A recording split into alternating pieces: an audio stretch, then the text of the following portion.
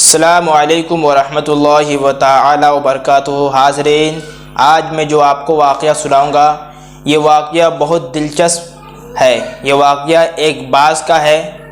اس واقعہ کو پورا ضرور سنیں اور کچھ سبق حاصل کیجیے۔ چلیے بڑھتے ہیں واقعہ کی طرف۔ ایک دفعہ کا ذکر ہے کہ ایک باز شکار کی تلاش میں اڑتا پھر رہا تھا۔ اچانک اس کی نظر نیچے پڑی تو دیکھ کر بہت حیران ہوا کہ ایک شیر ایک بکری کو اپنی پشت پر بیٹھا کر سیر کروا رہا ہے اور تازہ تازہ گھاس بکری کو خود کھلا رہا ہے۔ بکری بڑی مزے سے بنا ڈرے شیر کی سواری سے لطف اندوز ہو رہا ہے۔ ماجرا دیکھ کر باز حیران ہو گیا۔ اپنی حیرانی دور کرنے کا فیصلہ کر لیا۔ جب شیر بکری کو اتار کر ادھر ادھر ہوا تو باز بکری کے پاس آیا اور سوال کیا کہ بکری، یہ کیا ماجرا ہے؟ شیر تو تمہارا سب سے بڑا دشمن ہے، مگر وہ تمہیں اتنا پیار کیوں دکھا رہا ہے؟ بکری مسکرائی اور بتایا کہ ایک دفعہ دریا میں سیلاب آیا اور بہت سے جانور بہہ گئے۔ ان میں یہ شیر بھی تھا جو اس وقت ایک چھوٹا بچہ تھا اور ڈوبنے کے قریب تھا۔ مجھے اس پر ترس آیا اور میں نے اسے بچا لیا۔ اس وقت سے یہ میرے ساتھ ہے اور میرا دودھ پی کر جوان ہوا ہے۔ اب یہ مجھے اپنی ماں سمجھتا ہے اور میرے اس احسان کا بدلہ اس طرح پیار سے ادا کر رہا ہے۔ جنگل کے کسی جانور کی مجال نہیں جو مجھے غلط نگاہ سے دیکھے۔ یہ اسی چیر پھاڑ دیتا ہے جو مجھے تنگ کرنے کی کوشش کرے۔ باز نے حیران ہو کر پوچھا کہ بکری، کیا احسان کرنا اتنی اچھی بات ہے؟ بکری بولی، بالکل بہت اچھی بات ہے احسان کرنا، مگر احسان بھی دیکھ کر کرنا چاہیے۔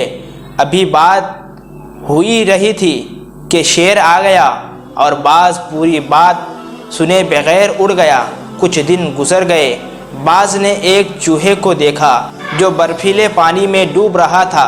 باز کو بکری کی بات یاد آ گئی اور تیزی سے نیچے آ کر چوہے کو پانی سے نکال لیا۔ چوہا سردی سے مرنے کے قریب تھا۔ باز اسے ایک چٹان پر لے گیا اور اپنے پروں سے ڈھانپ لیا تاکہ چوہے کو گرمی ملے اور وہ ٹھیک ہو جائے۔ اسی دوران باز کی آنکھ لگ گئی اور چوہے کو ہوش آ گیا اور چوہے نے باز کے سارے پرکتر ڈالے اور خود 9-11 ہو گیا۔ باز کی آنکھ کھلی تو حالت دیکھ کر ہوش اڑ گئی۔